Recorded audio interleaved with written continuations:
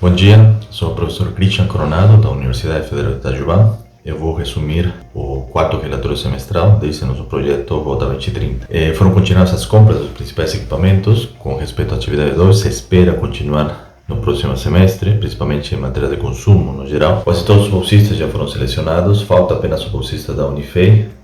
Caso contrário, não consigamos a seleção este semestre, será solicitada uma transformação dessa bolsa para 2 de iniciação científica.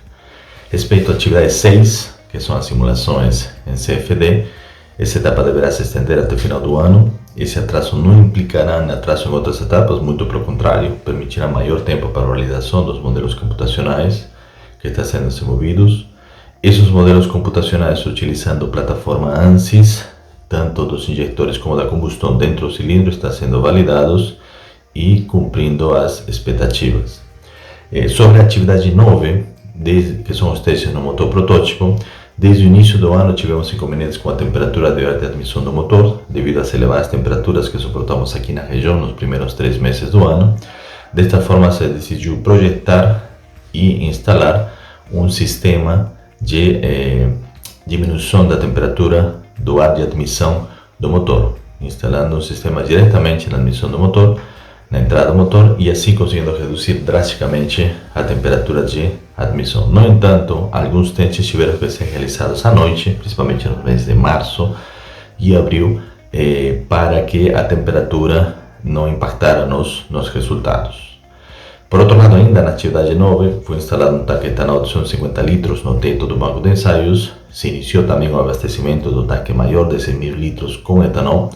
As conexões correspondentes à comunicação entre o tanque pequeno e o tanque maior foram finalizadas, assim como a instalação da bomba de engrenagem para bombear o etanol do tanque maior até o banco de ensaios, portanto, no mês de maio foi possível já começar os primeiros testes com motor. Anteriormente nós realizamos os testes com GNV, cumprimos as expectativas, validamos os mapas de motor, e já em maio começamos os testes com gasolina e com etanol, que foram os últimos testes que foram realizados em junho.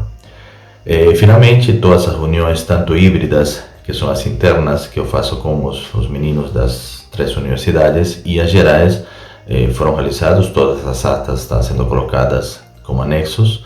Cabe destacar que 8 de maio eu fui convidado para apresentar um avanço desse nosso projeto para o 22º simpósio da SAE Brasil Powertrain, no Parque de Inovação Tecnológica em São José dos Campos. Cabe comentar também que em março nosso bolsista de inovação Túlio defendeu o doutorado. Já em 10 de junho, os 2 bolsistas do projeto, que o Luiz Pedro e o Luiz Felipe, defenderam a qualificação de doutorado.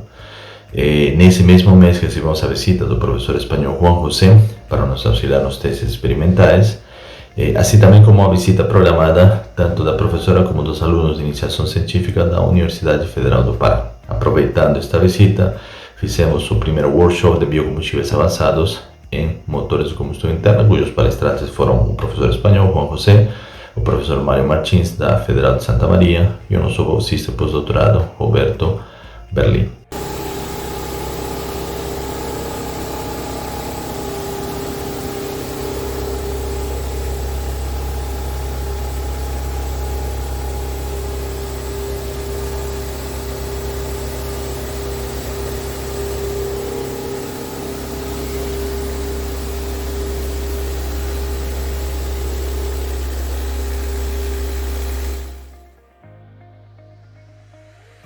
Falando da análise de pegada de carbono, a gente avaliou a produção de hidrogênio verde utilizando 2 tipos de módulos fotovoltaicos diferentes, e a gente viu que o impacto de aquecimento global está atrelado principalmente à utilização de energia elétrica durante o processo produtivo do hidrogênio, que essa energia elétrica está vinculada à utilização de energia fóssil, então a gente tem uma grande quantidade de CO2 emitido. E a gente avaliou que o potencial de aquecimento global é 12% maior para o módulo tipo Glass Backsheet, quando a gente compara com um módulo fotovoltaico do tipo Glass-Glass. E falando da utilização do GNV e o biometano no veículo, a gente considerou então um veículo Iveco Daily equipado com motor F1C. A gente fez os mapas de operação do biometano utilizando o GT Suite e considerou uns 2 ciclos de condução e 2 condições de carga.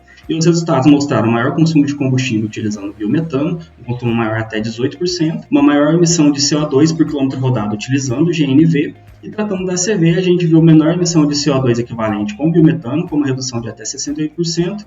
O GNV apresentou maior emissão de CO2 devido à combustão do GNV no motor, né? A gente tem a emissão direta para a atmosfera de CO2, e o biometano apresenta a sua maior parcela de impacto de aquecimento global devido à digestão anaeróbia, onde a gente vai ter emissão principalmente de metano para a atmosfera. Estudos realizados em GT Suite ao longo do último semestre consistiram na alteração de alguns parâmetros do modelo computacional para que ele pudesse ser utilizado com os novos biocombustíveis, etanol e biometano. Como é possível observar, o modelo computacional desenvolvido é coerente com ensaios experimentais, seja para gás natural, curvas à esquerda, seja para gasolina, curvas à direita. Posteriormente, foi realizada uma investigação do avanço de ignição para o etanol, de forma que, ao calibrar o motor, ele não seja calibrado para a região onde há presença de detonação. Em relação ao biometano, a substituição direta do gás natural pelo biometano apresenta perda de torque e potência, como é possível notar à esquerda. Entretanto, com a calibração do avanço de ignição para o biometano, é possível obter ganhos em relação a torque e potência, curvas à direita. Em relação às emissões, o biometano é promissor, pois aponta redução nas emissões de CO2 e de NOx ao ser comparado com o gás natural. Olá, eu sou Ana Paula, sou daqui da Universidade Federal do Pará, coordeno aqui os alunos de iniciação científica, focando aí na simulação tanto no MATLAB quanto no GT Suite.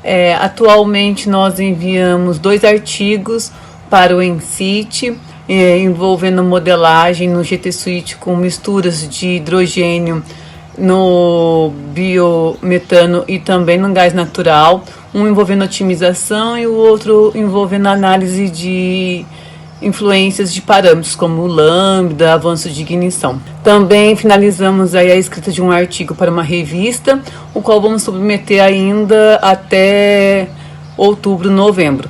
Obrigada. Nessa primeira parte, finalizamos as análises apenas do spray de etanol com experimentos em parceria com o INPE Cachoeira Paulista, obtendo imagens de câmera de alta velocidade, de onde pudemos obter os ângulos do spray e a penetração do spray.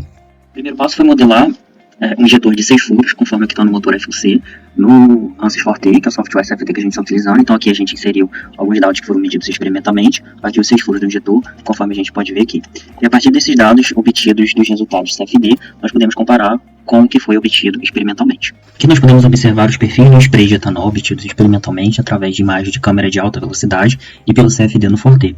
Nota-se que no resultado experimental há uma grande dispersão do spray de etanol, que é mais visível na vista frontal. E aqui nesse gráfico a gente compara as curvas de penetração do spray experimental, obtida através de uma sequência de imagens de câmera de alta velocidade pós-tratamento computacional e CFD, e nota-se que há uma boa relação entre essas curvas. Por sua vez, na segunda parte, após a obtenção da geometria do modelo CAD enviado pela empresa, a mesma foi inserida no ANSYS Forte, e após uma secagem de erro de malhas, etc., foram constatados diversos vértices com inconsistências, o que impediu o andamento das simulações. Por diversas vezes e tentativas de soluções, os erros foram reduzidos, porém não dirimidos, gerando grande dificuldade no andamento dessa parte do projeto. Então foram necessárias solicitações ao suporte da ANSYS Brasil e ANSYS dos Estados Unidos para a solução dos problemas de geometria e de malha, o que gerou um grande atraso nessas partes das simulações CFDs, que não tinha como andar para frente sem a solução desses erros. Após superar e solucionar esses erros, finalmente foi possível, poucas semanas atrás, dar início a simulações considerando apenas o escoamento de ar por um ciclo completo do motor, bem como mais 2 ciclos foram analisados, como mostrado na figura anterior, que compara as curvas de pressão no cilindro para 3 ciclos em 2 diferentes rotações. Porém, note-se que ainda os picos de pressão estão abaixo do observado das análises computacionais 1D, feita pelo GT Suite. Estudos sobre a produção e utilização de hidrogênio verde. Nosso objetivo se baseou em compreender o potencial de produção de hidrogênio verde no estado de Minas Gerais e entender a capacidade desse estado de suprir sua frota de automóveis. A gente analisou 3 frotas: a primeira, automóveis utilizando célula combustível; a segunda, caminhões utilizando combustão com 100% de hidrogênio verde; e uma terceira, caminhões utilizando combustão no modo dual fuel com 5% de hidrogênio verde. Nossa metodologia se baseou em obter dados dos veículos, como quantidade, consumo e quilômetros rodados por ano, e obter dados da produção de hidrogênio. Aqui a gente considerou dados da produção de hidrogênio a partir de usinas solares fotovoltaicas atuais instaladas no estado e a gente chegou em algumas conclusões. Primeiro, em relação ao percentual da frota que a gente consegue suprir atualmente com a energia que a gente é capaz de produzir. Para automóveis, a gente consegue suprir 15%, caminhões com 100% de hidrogênio 1,5% e no modo dual fuel com 35%. Agora, quanto que a gente deveria aumentar a nossa produção para suprir 100% das frotas? Para automóveis, 6 vezes, caminhões 100% de hidrogênio 66,4% e caminhões dual fuel 2,2 vezes. Então assim a gente conclui que o Estado ainda não é capaz de suprir a frota atual de veículos, no cenário que o hidrogênio é utilizado para o transporte, e é importante estudar casos em que sua introdução seja feita de forma gradual, como o modo dual fuel, para que a gente consiga realizar a transição energética. Muito obrigado.